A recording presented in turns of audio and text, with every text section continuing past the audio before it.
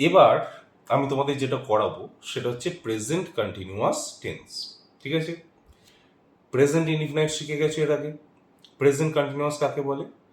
কোনো কাজ বর্তমানকালে চলছে বা হচ্ছে বা ঘটছে এমন যখন বোঝায়।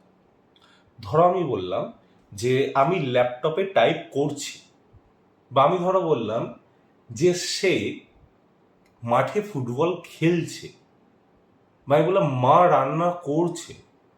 তাহলে এই যে কোনো কাজ যখন বর্তমানকালে হচ্ছে, কথা বলার সময় বা লেখার সময় চলছে, এই ধরনের বাক্যগুলোকেই আমরা বলি প্রেজেন্ট কন্টিনিউয়াস টেন্স।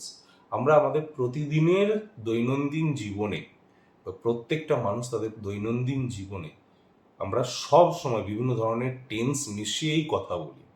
তার মধ্যে কোনটা যেগুলো আমরা চলছে বোঝাই বা নিজেরা করছি বোঝাই বা কেউ করছে বোঝাই, তো তখন সেই চলছে করছে হচ্ছে ঘটছে এই জিনিসগুলো, এই ধরনের বাক্যগুলো হচ্ছে প্রেজেন্ট কন্টিনিউয়াস টেন্স।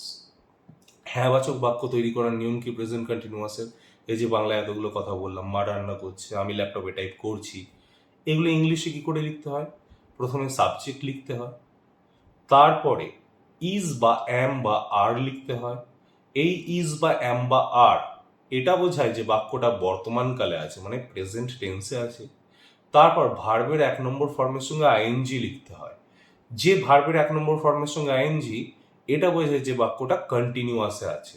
এই ভার্বের 1 নম্বর ফর্মের সঙ্গে আইএনজি পাস্ট কন্টিনিউয়াসেও হবে, আবার ফিউচার কন্টিনিউয়াসেও হবে। তাহলে কন্টিনিউয়াস যখনই বোঝাবে, সেটা পারফেক্ট কন্টিনিউয়াসের ক্ষেত্রেও দেখবে ভার্বের সঙ্গে আইএনজি বসছে, 1 নম্বর ফর্মের সঙ্গে আইএনজি বসছে, সেটা যে কোনো পারফেক্ট কন্টিনিউয়াস হোক, প্রেজেন্ট বা পাস্ট বা ফিউচার। তো মোদ্দা কথা, সেন্টেন্সে কন্টিনিউয়াস যদি থাকে, সেটা শুধু কন্টিনিউয়াস হোক বা পারফেক্ট কন্টিনিউয়াস হোক, কন্টিনিউয়াস থাকা মানে ভার্বের 1 নম্বর ফর্মের সঙ্গে আইএনজি বসে। এটার সঙ্গে কোন টেন্স, মানে কোন কাল, বর্তমান অতীত না ভবিষ্যৎ, সেটার কোনো কানেকশন নেই।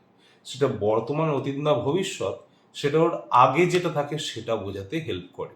যেমন প্রেজেন্ট কন্টিনিউয়াসটা যেটা বলছিলাম, আর একবার প্রথম থেকে বলি, সাবজেক্ট প্লাস ইজ বা অ্যাম বা আর, মানে সাবজেক্ট অনুযায়ী ইজ লিখতে হবে, অ্যাম লিখতে হবে, নাহলে আর লিখতে হবে।